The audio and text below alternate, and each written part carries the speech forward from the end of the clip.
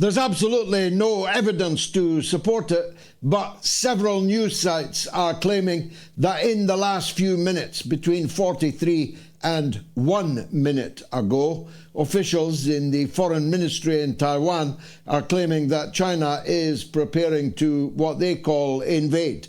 Although how you can invade your own territory is, of course, difficult to explain.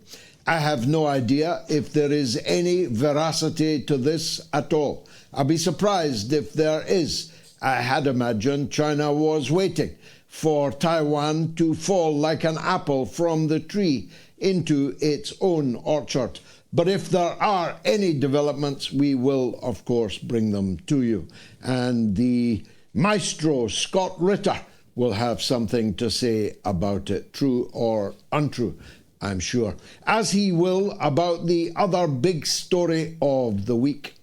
2 British Army colonels. Now, for those of you who don't know the importance of a colonel is a big deal. 2 British colonels is a very big deal. And one unnamed MI6 operative, as they call them these days, spy we used to call them, were all captured in a daring Spetsnaz raid on a Ukrainian military base. The British first denied that the men had been taken, claiming falsely that they were still in London. Then that they were tourists with a special interest in maritime history and were merely touring in the war zone to look at the sites of World War II battlefields. Well, we may well be on the site of World War III's battlefield, but we'll come to that in a minute. Then they moved to demanding that the Russian authorities treat these tourists according to the laws of war and that they be treated properly as prisoners of war. And then they went back to the tourist narrative, that these men were entirely innocent. They were the equivalent of train spotters on the battlefield in Ukraine. I don't know what the current extant British government position is, but I do know that the Russians will not be in a hurry to, as the British also suggested, exchange them for Russian prisoners of note.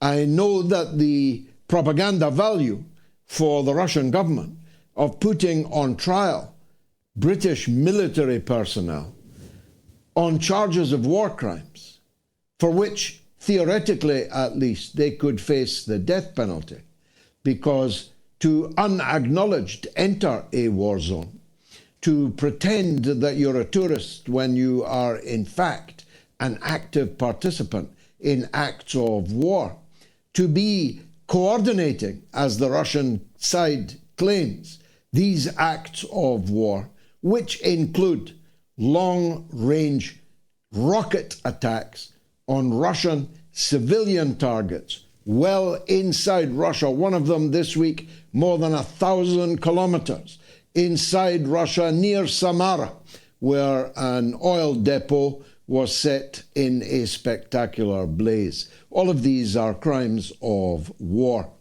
And so we will not have heard the last of this matter, even though many British people watching are now, with me speaking, hearing the first of this matter, because not a single British media outlet has reported this story. And although the Russians are well aware of the identity of the third man, if you'll forgive the pun, MI5, MI6, the identity of the third man, if he turns out to be a senior official of Britain's military intelligence, MI6, then the prize that the Russians have got themselves is a very considerable one indeed.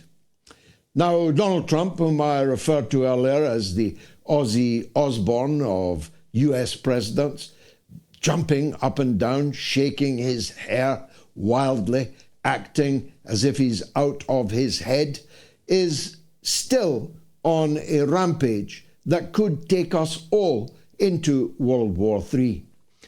In an extraordinary week, offended by a tweet from a Russian civilian, Mr. Medvedev, former president, former prime minister of Russia, but not any longer a member of the Russian government. In relation to that tweet, Trump announced that he was redeploying 2 nuclear-armed submarines to specific locations, not given, of course, in response to Medvedev's mean tweet. It took things on social media to a new level. It was the very first recorded incident of nuclear weapons being deployed towards another country because of something said on Twitter. But the pattern of behavior is such that I'm beginning to strongly believe that Donald Trump is out of his head, presumably not from the same substances that Ozzy Osbourne was, but it may lead to the same end. Donald Trump is doubling, tripling, quadrupling down on Joe Biden's war. He's gone from promising to end the war in 24 hours to deploying nuclear-armed submarines in response to the aforementioned tweet. The Nobel Peace Prize is receding into the distance. He claims that he has stopped 5 wars in 6 months, which is news to the people in the countries where the wars are still raging. His role in anything in those countries is hotly contested by the people doing the fighting in those countries, and yet still running off at the mouth in front of any camera pointed at him, whoever it is. It could be some youth from the local media college. He'll stop and pause and make yet another, usually contradictory, almost always utterly provocative statement, issuing of verbiage which makes the world just that little bit more dangerous. Donald Trump has doubled down on weapons supplies to Ukraine. He's doubled down on funding to Ukraine, now giving consideration to another $55 billion going to Ukraine, even though he himself said that Ukraine was ruled by a dictator who didn't have any cards, and his own government has concluded that that Zelensky presidency must come to an end and that he must be replaced. And helpfully, as always, Vogue magazine stepped into the breach and gave us some not-so-fashion shoots of the new president, Zelensky, that they have in mind. Now, this is all deeply disturbing enough. But Trump gave a 50-day deadline, as you know, for this war to come to an end. And then, unilaterally, he cut the 50 days to 10 to 12 days. And those days run out on the 8th of August. And he's preparing, he says, a little surprise for Russia on the 8th of August. That little surprise might turn out to be a very big one indeed. At its lowest, it will cast the international economy into total chaos. He says that he's going to slap 100% tariffs on any country that buys anything from Russia. India's already told him to get lost and told him that he can keep his F-35s. India is no longer interested in them.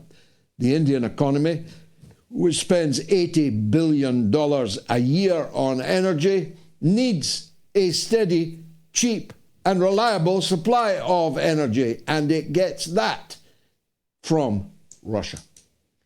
The Chinese, of course, laughed off the idea that they would stop buying oil from Russia, which means 100% tariffs on all Chinese goods going into the United States. What that's going to do to inflation in the United States is, of course, a matter for them. Much more seriously, nobody else except China can or does produce the things that will no longer, therefore, be available in the United States in the context of 100% tariffs over Russian oil. And there will be many other countries also that, like Russia itself, will have to find new markets for their goods and services because they will not be able to survive a 100% increase in the cost of their goods. So, international economic chaos is the least that you can expect on the 8th of August. Now, the worst you can expect, and I know you don't like to hear this, a lot of people messaged me this morning on social media saying, oh, thanks for cheering us up. Cheery, isn't it? Over a tweet of a clip from last week's show, which has hundreds of thousands of views. Cheerful, aren't you? They asked me. Well, there are no reasons to be cheerful when the United States is moving nuclear weapons closer and closer to Russia, which is itself bristling with nuclear weapons, better ones, more effective ones than anybody else on the planet. The Oroshenk is literally indefensible. No one can defend themselves against it. It moves faster and more independently than any weapon known to man. And others of you say, stop panicking. If there is a war between NATO and Russia, it will be a conventional war.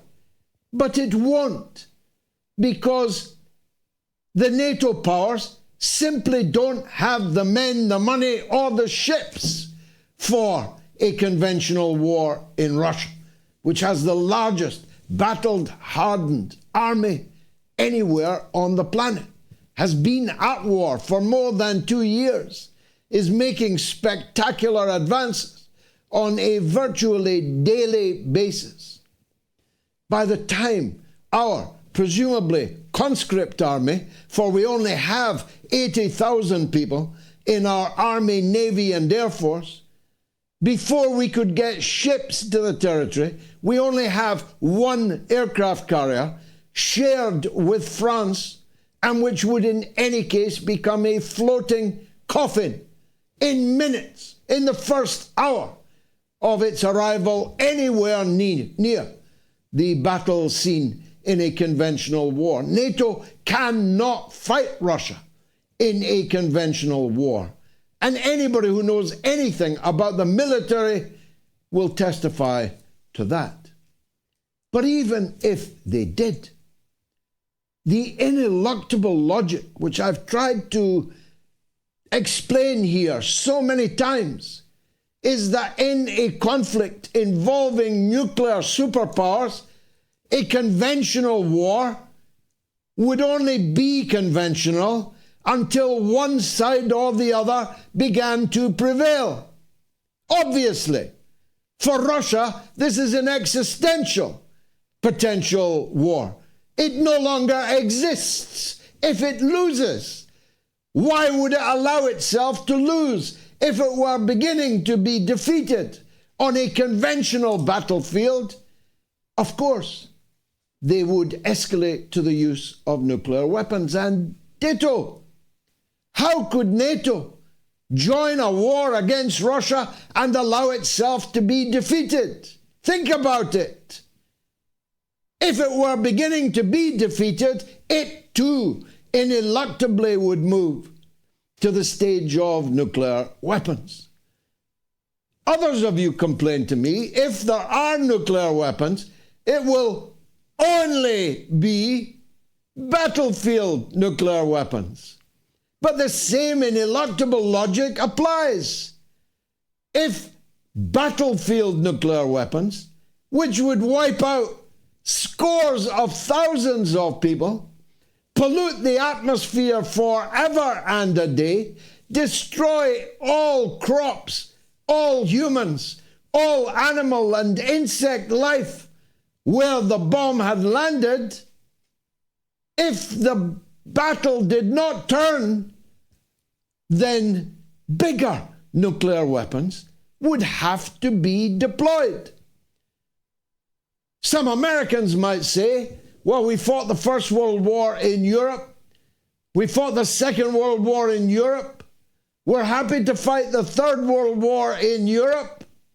Well, parking that for a minute, medium-range nuclear weapons will bring Poland, Germany, France, and the other European states into a nuclear exchange. And again, ineluctably, if the intermediate range, and this, by the way, is the anniversary of when we signed a treaty limiting those intermediate nuclear forces, a treaty Donald Trump ripped up like he ripped up the Iranian nuclear power agreement, JCPOA. Ripped up, walked away, declared it null and void. So Russia, in the absence of that treaty, has armed itself to the teeth with the kind of nuclear weapons of a range that would destroy the European continent. And the United Kingdom would not, I promise you, be exempt. And if that didn't work, we're then into intercontinental ballistic missiles of a hypersonic nature, which will bring about the end of the world. Now, if you're not concerned about that, if you're more concerned about Son leaving Tottenham Hotspur or Sesko coming to Manchester United, if you're more concerned about Taylor Swift's latest beau, then you are an ostrich and a fool. It's time to wake up before you will never smell coffee again.